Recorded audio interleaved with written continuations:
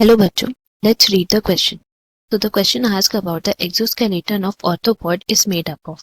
यहाँ पे हमें ऑप्शंस दिए गए हैं A chitin, B N-acetyl galactosamine, C is glucosamine और D ग्लाइकोजन. तो इस क्वेश्चन के लिए हमारा की कॉन्सेप्ट हो जाएगा ऑर्थोपॉड्स. तो जानते हैं कि ऑर्थोपॉड्स क्या है. तो we can say that they are members of the phylum Arthropoda and इन ऑर्थोपॉड्स में जितने भी एनिमल्स आते हैं दे हैव जॉइंटेड लेग्स, यही इनका मेन फीचर भी है.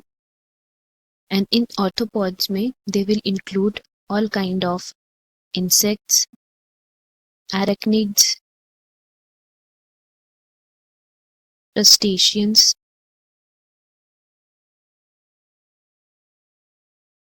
एंड काइंड ऑफ बीटल्स इस पूरे ग्रुप में प्रेजेंट रहते हैं. नाउ फर्दर अगर हम लोग बात करते हैं ऑर्थोपॉड्स के, उनके जो बॉडीज हैं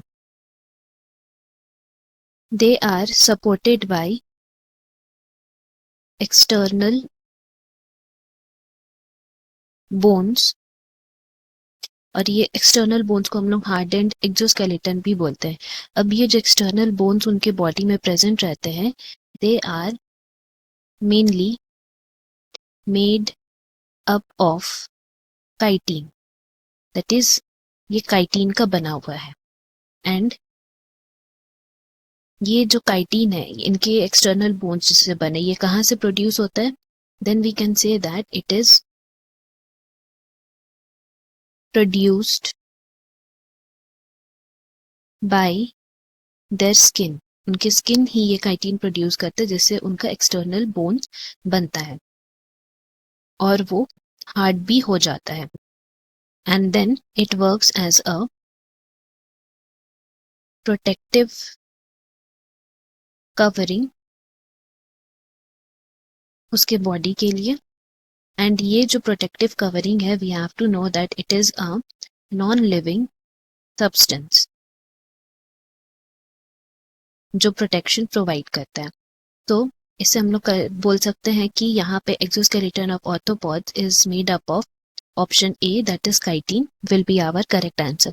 अब बाकी ऑप्शंस के बारे में बात करें जैसे एन एसिटाइल ग्लूकोज गैलेक्टोजामाइन, तो एन एसिटाइल गैलेक्टोजामाइन को हम लोग बोल सकते हैं कि इट इज अ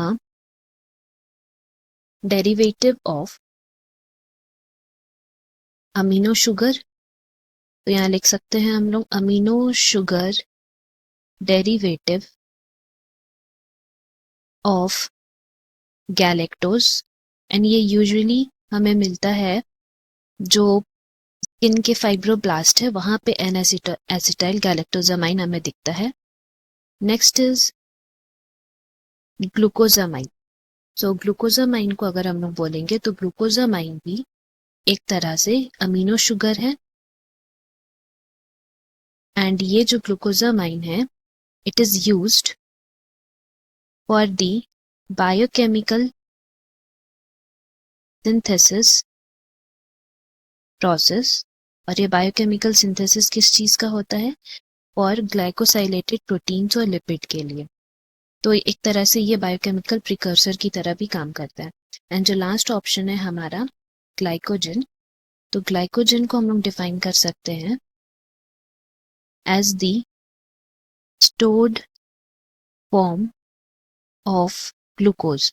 हमारे बॉडी में जितने भी ग्लूकोज एक्स्ट्रा ग्लूकोज स्टोर होते हैं वो ग्लाइकोजन के फॉर्म में स्टोर रहते हैं. एंड जैसे ही मसल एक्टिविटी बढ़ता है एंड ग्लूकोज की जरूरत पड़ती है तो ये ग्लाइकोजन ही फिर वापस रिवर्स प्रोसेस करके सारे ग्लूकोज बनाता है.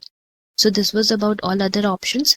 एंड यहाँ से हम लोग कंक्लूड कर सकते हैं कि हमारा करेक्ट ऑप्शन होगा option A that is chitin. Hope you have understood. Best of luck. Thank you.